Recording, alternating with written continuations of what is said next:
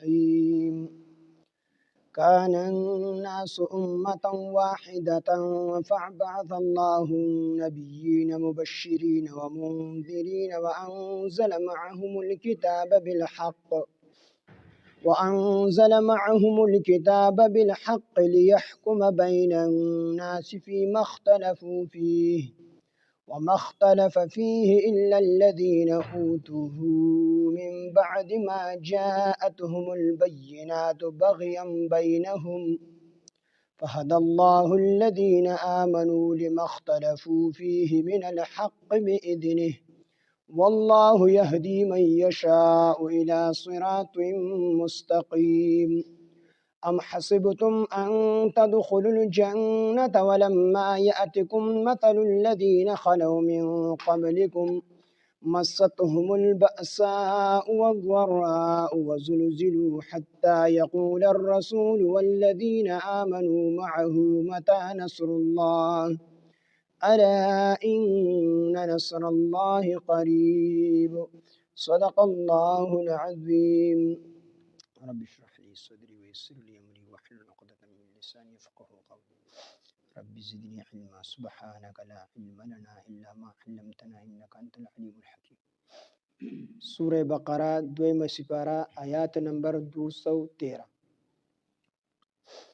کان الناس و خلق امة واحدة په یو دین باندې په یو ملت باندې فبعث الله النبیین پس راولېږل الله پاک نبیین نبیان مبشرین زیر ورکون کی مسلمانانو ته د جنت ومنذرین او يرون کی کافرانو ته د جهنم نه د عذابنا مخکې آیاتونو کې د حق دین سره د اختلاف وجه د حب دنیا د دنیا محبت ذکر شوله او دې آیات کې دا خبره ده چې واضح دلایل سره د حق دین قائم وي د واضح دلایل سره حق دین قائم وي او د دنیا طالبان د دنیوي اعراض د وجنه د حق دین سره اختلاف کوي اوس دې آیات کې دا خبره ظاهري چې کان الناس امه واحده و خلق امه واحده په یو دین باندې په یو ملت باندې ورستو بیا په دې کې اختلاف پیدا شو یعنی حضرت آدم علیه السلام او حضرت حوا ابه دی چې کله الله پاک جل شانه دنیا ته راولېږل نو څه زمانه پورې دا ټول خلق په یو دین باندې دین څه مطلب چې اسلام بس کفر پکې نو آدم علیه السلام بخپل بچو ته دین خودو او هغه به زده کو دا سلسله چې کوم دی روانه وا اگر چې ګناهونه پکېدل ځکه د حضرت آدم علیه السلام یو زوی بل زوی د حضرت آدم علیه السلام قتل کو یو قابیل او بل حابیل نو قابیل راولګي د حابیل قتل کو نو ګناهونه پکېدل پکې خودین د ټول یو چې هغه اسلام چې پای کې شرک او بت پرستی پکې نه و نو آدم علیه السلام عمر دا زر کالو نو زر کال دا چې کوم دی په یو دین باندې خلک د زرو کالو نو وروسته زر کال چې نور تیر شو نو د آدم علیه السلام او د ادریس علیه السلام د دواړو په منځ کې لس پیړۍ تیر شوي او یو پیړۍ د سل کالي نو د ادریس علیه السلام او د حضرت آدم علیه السلام په منځ کې زر کال تیر شو نو زر کال د حضرت آدم علیه السلام عمر شو او زر کال د حضرت آدم علیه السلام نو وروسته الله حضرت ادریس علیه السلام راولي نو د حضرت ادریس علیه السلام پورې شرک او بت پرستی نه د حضرت ادریس علیه السلام یعنی تقریبا 2000 کال شو دا 2000 کال خلق په یو دین باندې په یو ملت باندې دغه کفر او شرک نو بس ټول سراسر اسلام د الله وحدانیت نو 2000 کال پس چې کله ادریس علیه السلام راغی دغه نو ورستو بیا خلق چې کوم دی رو کافران کېدل اخر کې ټول خلق چې کوم دی کافران شو او چې کله ټول خلق کافران شو نو الله رب العزت حضرت نوح علیه السلام راولي نوح علیه السلام چې کله راغی نو 900 کاله تبلیغ وکړو 900 کاله خلکو ته چې کوم دی دعوت تبلیغ وکړو او خلکو ته د الله وحدانیت بیان کو خلک د الله د عذاب نه ویرو او ځان به چې کوم دی ستړي کو د شپې به متلو د ورځې به متلو په باران کې به متلو په سیلې طوفان کې به متلو یو کس له به متلو په جمع باندې به متلو خو 900 کال کې صرف 80 کسان مسلمانان شو. او چې کله 80 کسان مسلمانان شو، نور د نوح علیه السلام دا نور خلکو نه تمه قتی شوله، نو دعا یې وکړله رب لا تذر علی الارض من الکافرین دیار. الله پاکه نور په دې مخ ځمکه باندې د یو کافر کور دننه نه غواړم، بس الله ټول نیست او نابود. نو الله پاک په هغوی باندې د اوبو هغه عذاب راوستو او ټول یې هلاک کړل. نو دغه 80 کسان یا 2 یا 3 اتیا کسان پاتې شو. نو دا بیا څه وخته پورې په یو ملت په یو دین باندې، نو دا غینه وروستو بیا چې کوم دی اختلاف پیدا کېدو خلک به کافران کېدل. څه وخته پورې خو په یو دین باندې او په اسلام باندې کفر او شرک پکې نه وو، خو څه وخت پس بیا خلک چې کوم دی خراب شو. او چې خلک په کفر او شرک طرف ته ووتل، د الله به په طرف راغی، الله به پیغمبر راولي، او پیغمبر په خلکو کې به چې کومې بیمارۍ پیدا شوي روحاني، نو پیغمبر ته به الله پاک براه راست د هغې علاج هم وښودو. نو پیغمبر به راغی محنت پې کو خلک به چې کوم دی راه راست راغی. نو چې پیغمبر به لاړو نو محنت په ختم شو، نو خلک به بیا ګمراه کېدل. نو دا سلسله روانه وه. اخره کې الله پاک جل جلاله رسول الله صلی الله علیه وسلم راولېږو. او د رسول الله صلی الله علیه وسلم چې تر قیامته پورې څومره بیماری پیدا کېږي د هغه ټولو علاج نبی علیه السلام ته وښود. نو نبی علیه السلام اخري پیغمبر دی، په نبی علیه السلام د نبوت دروازه بند کړله. پیغمبر علیه السلام اخري پیغمبر دی، د دې وجې نه تر قیامته پورې چې څومره بیماری راځي په خلکو کې، انسانانو کې پیدا کېږي، مسلمانانو کې، نو د هغې علاج یې ورته وښود نبی علیه السلام ته. هغه علاج قرآن کې او د رسول الله صلی الله علیه وسلم په سنت کې. نو الله دې کې هغه خبره ذکر کوي چې کان الناس و خلق امتا واحدتا په یو دین باندې، په یو ملت باندې. فبعث الله پس راولېږل الله پاک النبیین پیغمبران، مبشرین زیر ورکوونکي. پیغمبرانو به مسلمانانو ته د جنت زیر ورکو، د الله د رضا زیر به ورته ورکو. ومنذرین او دا پیغمبران يرونکي وو کافرانو لره. کافران به د الله د عذاب نه چې کوم دی يرول، کافران به د جهنم نه يرول، د الله د ناراستیا نه به يرول. وانزل معهم الكتاب، وانزل او نازل کړل معهم د دوی سره د پیغمبرانو سره الکتاب کتابونه. الکتاب کتاب هر قسمه کتابونه، څلور کتابه د اسماني چې کوم دی غټي او سل صحیفي الله پاک نازل کړي دي. معهم الكتاب او وانزل او نازل کړل معهم د دوی سره الکتاب کتاب بالحق د اظهار د حق لپاره، د اظهار د حق لپاره چې خلکو ته حق او باطل اوخي. ځکه خلکو نه به چې کوم دی حق او باطل ګډوډ شو، نو الله پاک جل جلاله پیغمبر راولېږو، کتاب به ورسره راولېږو، نو پای کې به حق هم واضح کو، باطل به هم واضح کو، چې دا خلک په باطل باندې دي، دا په حق باندې دي، نو حق به ورته هم وخو او باطل به ورته هم وخو. الله داسې نه دي کړي چې پیغمبر یې نه دی رالیږلی او په یو قوم باندې عذاب راوستی دی. نه، الله پاک پیغمبر رالیږلی دی او پیغمبر خلکو ته حق واضحه کړی دی. ځکه الله پاک والعیاذ بالله ظالم نه دی، الله عادل بادشاه دی او محسن بادشاه دی، انسانانو سره احسان کوي، رحم کوي، رحم والدی. الله پاک والعیاذ بالله ظلم نه کوي. چې کوم خلک په گمراه شول، نو پیغمبر به ورته راتلو،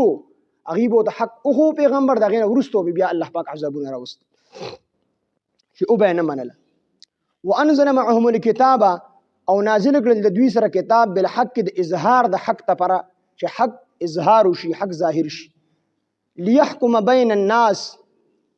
لیحکم د پاره دی چې فیصله وکړي. کتاب بیا ولا ورکو معهم الکتاب، وانزل او نازل کړل معهم د دوی سره الکتاب کتاب بالحق په حق باندې د اظهار د حق لپاره. لیحکم د پاره دی چې فیصله وکړي بین الناس په مابین د خلکو کې، فیما په هغه څه کې اختلفوا فیه چې دوی اختلاف کړیو په هغې کې، یعنی په دین کې اختلاف کړیو، چې د هغې په منځ کې ورته فیصله وکړي، دا کتاب او دا پیغمبر ورله فیصله وکړي. وما اختلف او اختلاف نه وکړي فیه په دې حق دین کې، الا الذین مگر هغه کسانو اوتوه چې ورکړی شوی هغوی ته کتاب، من بعد، نو اختلاف په کومو خلکو کړو، یعنی د خلکو چې دا اختلاف کړو نو داسې ناپوهه نه وو. وروسته الله پاک ذکر کوي بغیم بینهم، د ضد د وجې اختلاف کړي دي، د ناپوهۍ د وجې اختلاف نه کړي، د دنیوي اعراضو د وجې نه، د حب دنیا د وجې نه او د ضد د وجې نه دي اختلاف کړي. او چا کړو چې کوم اهل کتاب چاته چې کتاب راغلی نو ټول نو کړي سم مسلمانان شو او سوچ کوم دي د ضد د وجنه اختلاف شو مخکې د بنی اسرائیل ټول ذکر تیر شوی ټول اهل کتاب تیر شوی الا الذين مگر ها کسانو اوتوه چې ورکړی شو هغه ته کتاب من بعد ورستو ما د هغه سنه جاءتهم شرال الدویتا البینات واضح دلائل د الله په وحدانیت او په دین ورته واضح دلایل رالل روخانه نو بینت اوس دې د اختلاف کړي د څه د وجې نه بغیم بینهم د ضد بغیم د ضد د وجې نه بینهم په خپل مینس کې د ضد د وجې نه به دا اختلاف کو دا نه دي نه پوهېدل ښه پوهېدل ولې د نبي علیه السلام باره کې الله پاک نه فرمایي چې یهودو یعرفونه کما یعرفون ابناءهم چې دی به نبی علیه السلام د یهودو داسې پېژندو لکه څنګه سړی خپل زامن پېژني خو د هغې باوجود به ایمان نه راوړو د ضد د وجې به ایمان نه راوړو بغیم د ضد د وجې نه بینهم په خپل منځ کې فهد الله پس هدایت کو الله پاک الذین کسانو ته آمنو چې ایمان راوړی دی لما اختلفوا په هغه څه کې اختلفو چې هغوی اختلاف وکړو فيه په حق دین کې من الحق کې د حق نه فهد الله نو الله هدایت کو الذین کسانو سره کسانو ته آمنو چې ایمان راوړو چې کوم خلکو ایمان راوړون دا او د الله پاک هدایت کو لما اختلفوا فيه په هغه څه کې چې دوی اختلاف کړو فيه په هغې کې من الحق نو حق دین طرف ته الله پاک د مسلمانانو ته د مؤمنانو ته هدایت وکړو باذنه په خپل حکم سره والله الله تعالی يهدي من یشاء چاته چې هدایت کی والله الله تعالی يهدي هدایت کی من هغه چاته یشاء چې وغواړي الی صراط مستقیم نیغې لارې طرف ته نو الله پاک به مسلمانانو ته هدایت وکړو خو په خپل حکم سره وته وکړو او حکم چاته د الله پاک کیږي څوک چې الله پاک طرف ته رجوع کوونکي وي دغه د ایمان صلاحیت وي دغه تړه وي نو الله پاک ته هدایت کی یو سړی ضدي دی او د ضد د وجې نه اسلام نه راوړي د ډیره په ګرانه باندې هدایت کی ام حسبتم آیا تاسو خیال کوئ ان تدخلوا د تاسو په داخل شي الجنه جنت ته اوس دې آیاتونو کې الله پاک جل جلاله دا خبره بیانې مسلمانانو ته پکې یو قسم تسلی ده مخه ته آیاتونو کې ذکر شوی چې زوین للذین کفروا الحیات الدنیا ويسخرون من الذین آمنوا دی مسخري کې دی ټوکی کې په مسلمانانو پورې نو دا مسخره چې کوم دی په مسلمانانو پورې کول خندا په مسلمانانو پورې کول دا یو قسم تکلیف دی نو الله پاک جل جلاله په دې آیات کې مسلمانانو ته تسلی ورکوي چې تاسو پورې خو صرف استهزاء شوی ده تاسو ته هغه تکلیفونه نه دي رسېدلي کوم چې مخکې خلکو ته رسېدلي نو په دې کې چې کوم دی د مسلمانانو ته تسلی ده ځکه مخکنو قومونو ته ډېر لوی تکلیفونه رسېدلي دي داسې تکلیفونه ورته رسېدلي چې د ځمکه کې به یې ښخ کو او په سر باندې به ورته اره کېښوده او په سر باندې به یې اورې ورته ویښه کول دغه رنګې د اوسپنې منګزې به یې پسې راواغېستلې او بربڼ به یې کو او په هغې به یې چې کوم دی دا غوښې توږلې دغه رنګ غټ غټ خندقونه به یې وکنستل غټ غټ خندقونه او هغې کې به یې ورونه بل کړل او لوی واړه بچي د هر څه به ورته لړه کول مور به یې ورته کتله بچې به یې ورته ورلړه کو او هغه بچې به د مۍ په شان د ټوپونه به یې په هغه اور کې واله مور به ورته کتل حضرت اسیه رضی الله عنها د دې یو وینځه د فرعون وینځه مشاطه نوم یو هغې ایمان راوړی تفصیلي واقعه کیدای شي تاسو اورېدلي خو زه یې ته په لنډو باندې ذکر کوم ایمان یې راوړی نو فرعون چې کوم دی بوتله بار مکمل بربنډه یې کړله او په لاسو خپو یې وله بیخونه ووالو او ورته ویې د ایمان نه ووړه هغې ویې نه وړم فقض ما انت قاض څه چې ستا خوښ یې کوه خو د ایمان نه وړم په لاسو خپو یې ورته بیخونه ووالو او بیا چې کوم دی ماشوم بچی ورله راوست د پیو ورته وی ستا د سینې د پاسه دا بچی اللالومه خو ایمان پرېږده هغې به ورته دقه جمله چې فقض ما انت قاض چې ستا څه خوښ بس کوه دا د دنیا خبرې دي دنیا کې به ختم شي خو آخرت ته به الله له چې کوم دی روغه لړه شمه الله به رانه خوشحالي بس هغه ماشوم د پیو بچی دی سملوله او بچی چې کوم دی ورته ورپرېښودو په سینې والا کېښودو بچی چې کوم دی د مور سینه روي او دې ظالم چاړه راواغېستله او بچی د مور د سینې د پاسه حلال کړو هغه وینې او د ماشوم د مرۍ او د بدن هغه وینې ټولې د مور چې کوم دی په خوله او په سینه باندې وبهېدل او بیا چې کوم دی په دغه حالت کې هغه تړل پیدا مړه شول چې کله کور ته راغی برید یې تول خپل بیبي اسیر رضی الله عنها ته وی خزه مې مړ کړه بچي مې ولوم مړ دې ظالمه بچي دې ولې مړ وزې چې کوم دې الله نه منلم هغه ورته زه هم ته الله نه منم زما خو په هغه رب باندې ایمان دې کوم رب چې حضرت موسی علیه السلام په حق پیغمبر را لېږلی وی ته هم نه منې هغې وینه ډېر نصیحت یې ورته وکړو خو اخره کې هغې خبره ونه منله بار ته یې بوتله او دا د بادشاه ښځه وه د ټولو خلکو مخکې چې دا کله به روانه وه نو څه خلک پهې مخکې روان وو پوجیان څه به دې وروستو روان وو او په یو لوی پروټوکول کې به دا روان نو دومره عزتمنده ښځه هغې سره یې څه وکړل د هغې نه جامې د ټولو خلکو مخکې وویستلې او په لاس وخپې ورته میخونه وواله ورته ویې د ایمان نه ووړه هغې ویې نه پرېږدم ایمان زما په هغې رب ایمان دی کوم رب چې د حضرت موسی علیه السلام په حقه پیغمبر را لېږلی سرمن ایستلې ته شروع کړل سرمنې ته وایستله او بیا چې کوم دی مرچکي را واغېستله په زخمونو یې ورته ودوړل وی هغې لکه د کب د موی په شان ټوپونه په هغه میدان کې وال او په هغه حالت کې چې کوم دی څه ووتل نو دومره تکلیفونه چې کوم دی هغې تېر کړي دي نو دې آیات کې تسلي د مسلمانانو ته تاسو خو له هغه شان تکلیفونه نه دي تېر کړي بلکې حدیث پاک کې راځي چې ټولو نه زیات تکلیفونه دا په انبیا علیهم السلام راځي ځکه د دې ایمانونه ډېر مضبوط وي او بیا چې څوک انبیاو ته نږدې نو زیات د هغې نه د انبیاو نه کم وي خو هغې پسې برخ تکلیفونه بیا په هغه خلکو راځي کوم چې انبیاو ته نږدې وي هغې په نقشه قدم باندې روان وي نو دې آیات کې مسلمانانو ته تسلي ده ام حسبتم آیا تاسو خیال کوئ ان تدخلوا د تاسو به داخل شئ الجنة جنت ته ولما یأتکم او نه دی راغلی تاسو ته مثل الذین حالت ته هغه کسانو مثل الذین پشان د هغه کسانو یعنی حالت ته هغه کسانو ولما یأتکم او نه دی راغلی تاسو ته مثل الذین حالت ته هغې کسانو خلو چې تیر شوي دي من قبلکم وړاندې له تاسو نه مستهم رسېدلي وو دوی ته یعنی هغه ستاسو نه چې کوم مخکې کسان تیر شوي دي هغې ته رسېدلي وو البأساء سختۍ البأساء مالی تکلیف والضراء او جانی تکلیفونه مالی تکلیفونه ورته هم رسېدلي وو او جانی تکلیفونه ورته هم رسېدلي وو وزلزلو او جړه کولی شوي وو حتی تر دې پورې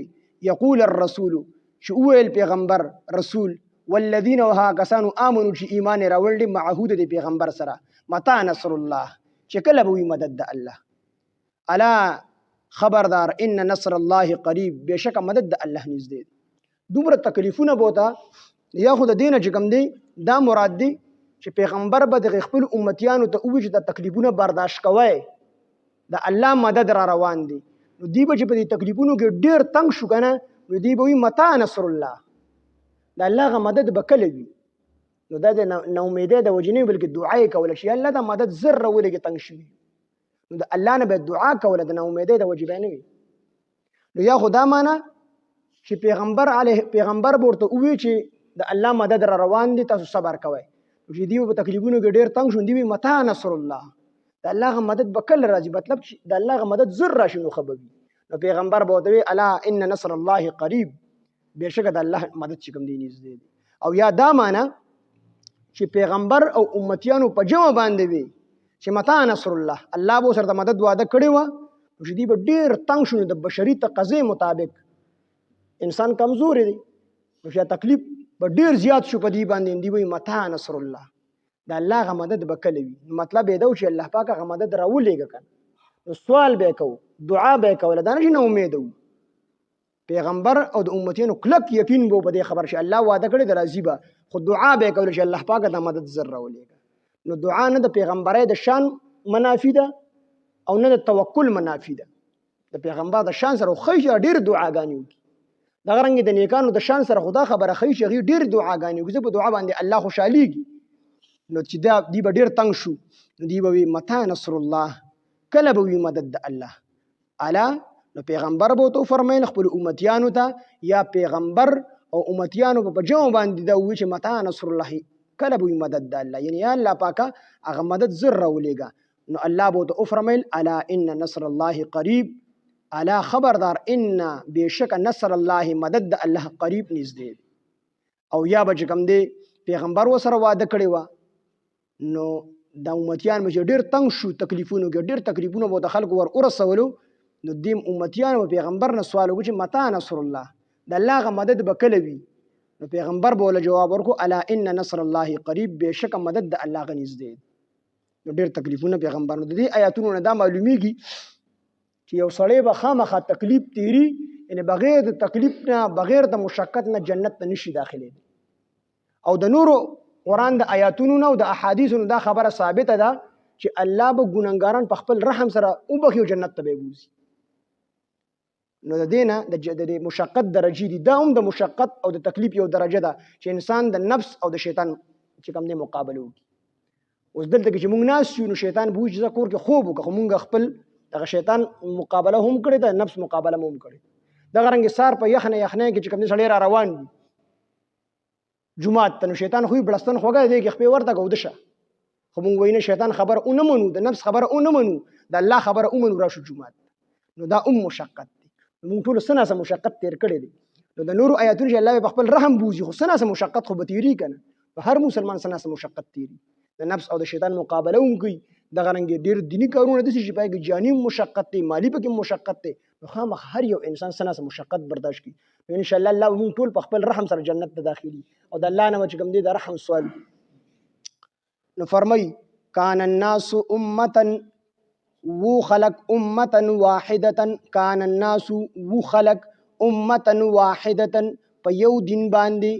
امه واحده په یو ملت باندې. فبعث الله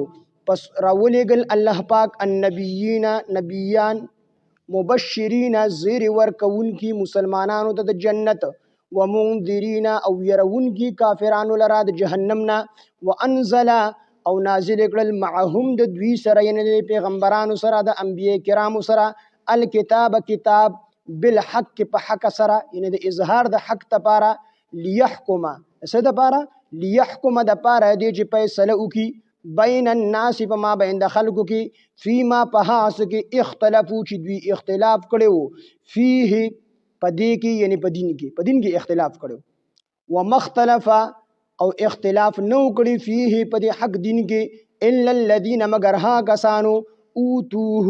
چې ورکړی شو هغوی ته کتاب، دی اهل کتاب پویو. نو ټول اختلاف نو کړي، بعضې خلکو پکې لکه عبد الله بن سلام رضی الله عنه په شان دي، اکاب احبار رضی الله عنه په شان دي، دا يهوديان د يهودیت نه چې کوم د اسلام ته راغلي ټول اختلاف نه وکړي. نو سو اختلاف کړي سو اسلام قبول کړي. الا الذين مگر ها کسانو اوتوه چې هغوی ته ورکړی شو کتاب، من بعد وروستو ما د هغه څه نه جاءتهم چې راغلي دوی ته البینات واضحه دلایل، واضحه دلایل الله راولېږي، د هغې نه وروستو بیا الله پاک عذاب رالیږي، هسې عذاب نه رالیږي چې خلک ټول خبرې کړي. ما جاءتهم چې راغلل دوی ته البینات واضحه دلایل،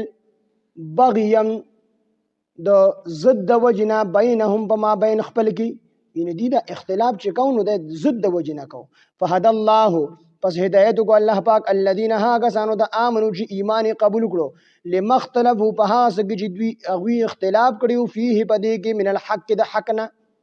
بإذنه په خپل حکم سره. دلته مسله دی فهد الله پس الله تعالی هدایت وکړو الذین ها کسانو سره، هغه کسانو ته آمنو چې ایمان راوړی من الحق د حق نه. دا قرآن خو ډېر فصاحت او بلاغت والا کتاب دی، نو لږ په مشکله به سړی پوهېږي. فهد الله پس هدایت کو الله الله الذین ها کسانو ته آمنو چې ایمان راوړیو، لما اختلفوا په هغه څه کې چې دوی اختلاف کړیو، فیه په هغې کې من الحق د حق نه، بإذنه هدایت کو الله پاک چې کوم خلکو په دې حق کې اختلاف کړیو، نو بعضې خلکو ته الله پاک بعضې خلکو ته هدایت وکړو بإذنه په خپل حکم سره. والله الله تعالی یهدي هدایت کی من هغه چاته یشاء چې وغواړي الی صراط مستقیم، نیغې لارې طرف ته یعنی اسلام ته. ام حسبتم آیا تاسو خیال کوئ ان تدخلوا تاسو ګمان کوئ ان تدخلوا تاسو به داخل شئ الجنة جنت ته، ولما یأتکم او تاسو ته نه دی راغلی مثل الذین خالدتها کسانو تکلیفونه په شان د هغه کسانو خلو چې تیر شوي دي من قبلکم وړاندې له تاسو نه، مستهم رسېدلي وو هغوی ته البأساء مالی تکلیف، والضراء جانی تکلیف، والزلزلوا او جړه کولی شي وو حتی تر دې پورې یقول الرسول چې وبویل رسول، والذین ها کسانو آمنو چې ایمان یې راوړی معه د دې رسول سره، متی نصر الله چې کله به وي مدد د الله، الا خبردار ان نصر الله بشک مدد د الله تعالی قریب نزدې دی. کان الناس امه واحده وطول خلق یو ملت یو دین فبعث الله پس راولېږل الله پاک النبیین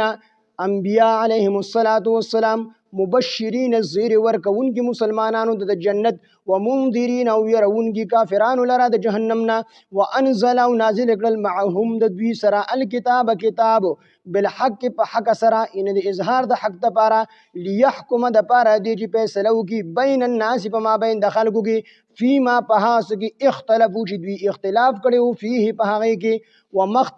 ومختلف او اختلاف نو کړي فيه په د حق دین کې الا الذين مگر ها کسانو اوتوه چې ورکړي شو هغوی ته کتاب من بعد ورست ما د هغه سنه جاءتهم البينات چرال دوی ته واضح دلایل بغيا نه د ضد د وجنه بینه د اختلاف د څه د وجنه کړیو د ناپوهتیا د وجنه وکړي بغيا د ضد د وجنه بینهم بما بین خپل کې ضد د وجد دوی اختلاف کو فهدى الله پس هدایت کو الله تعالی الذين ها کسانو ته امنو چې ایمان راوړیو لمختلفو پهای کې اختلافو پهای کې چې دوی اختلاف کو فيه پهای کې من الحق د حقنا باذنه په خپل حکم سره والله الله تعالی يهدي هدایت کی من هغه چاته یشاء چې وغواړي الى صراط مستقیم نه غلار طرف ته ام حسبتم آیا تاسو ګمان کوئ ان تدخلوا تاسو خیال کوئ ان تدخلوا د تاسو په داخل شي الجنه جنت ته ولما ياتكم ولما دغه دا وو دا جمله چې کوم دي حالیه ده ولما ياتكم او حال دا دي چې تاسو ته نه دی راغلي ولما ياتكم او حال دا دي چې تاسو ته نه دی راغلي مثل الذين خالتها کسانو خلو چې تیر شوي دي من قبلکم وړاندې له تاسو نه مستهم البأساء چې رسېدلي وو هغې ته تنګي والضراء او سختي البأساء مالی تکلیفونه ورته هم رسېدلي وو او والضراء جاني تکلیفونه ورته هم رسېدلي وو وزلزلوا او جړه کولی شوي وو حتی تر دې پورې یقول الرسول چې وبویل رسول والذین آمنوا او هغه کسانو چې ایمان یې راوړی معه د دې رسول سره یو ټولو په جمع وویل متا نصر الله چې کله به وي مدد د الله الا خبردار ان نصر الله بشک مدد د الله تعالی قریب نږدې دی. الحمد لله رب العالمين والعاقبة للمتقين الصلاة والسلام على سيد الأنبياء والمرسلين وعلى آله وأصحابه أجمعين. ربنا تقبل منا إنك أنت السميع العليم وتب علينا إنك أنت التواب الرحيم. إله العالمين زمودا درس بخبل دربار إلهي قبول ومنظور کی خدای صبر غلطی کوتاهی په ګران راشي. إله العالمین مونږ ته معاف کی مونږ ټول د الله د قرآن پوهه د قرآن فهم راکړي ټول په قرآن مجید باندې پوهه کی. إله العالمین زمودا درس خالص تخپل رضا وګرځي. إله العالمین د ټول مسلمانانو راضي شي. الله چې کله راضي شي بیا رانه خفه مشي. الله چې کله مونږ مرګ راوړي ته زموږ راضي. الله خاتمه زموږ د ټولو بلا خیر او بال ایمان کی په وخت ځن قدم د زړه په صدق سره په جبه زموږ د کلمه چالو کې لا اله الا الله محمد رسول